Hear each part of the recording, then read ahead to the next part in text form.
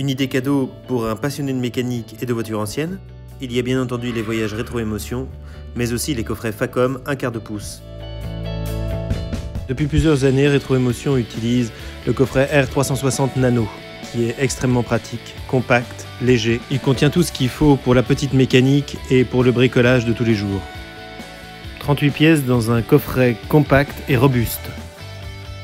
On y trouve des douilles 6 pans de 5,5 à 14. On trouve des embouts avec différentes empreintes, tournevis plat, tournevis en croix Philips ou Posi-Drive, empreinte Torx, empreinte Allen, le manche de tournevis, le cliquet, différentes rallonges et un petit cardan.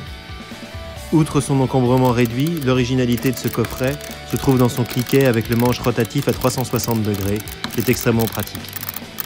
Cela bien entendu dans les deux sens.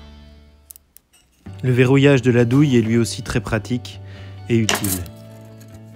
Petit inconvénient, car il faut bien qu'il y en ait un, le cliquet peut parfois tourner sur lui-même une fois qu'il est tenu par le manche, mais on lui pardonne assez facilement. Maintenant, le petit nouveau de chez Facom, c'est le R1 Pico, minuscule, ultra compact, essentiel dans un coffret 2 fois plus petit que le Nano.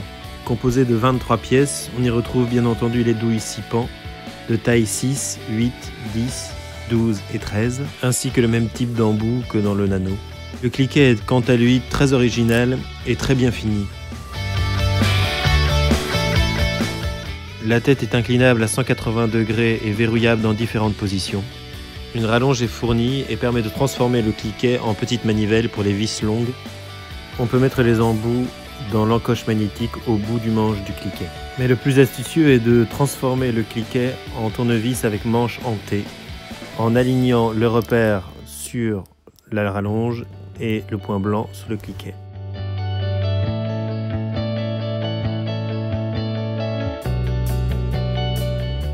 La comparaison est ici difficile car l'un est beaucoup plus complet et plus cher que l'autre, qui est beaucoup plus compact et se met aisément dans la poche.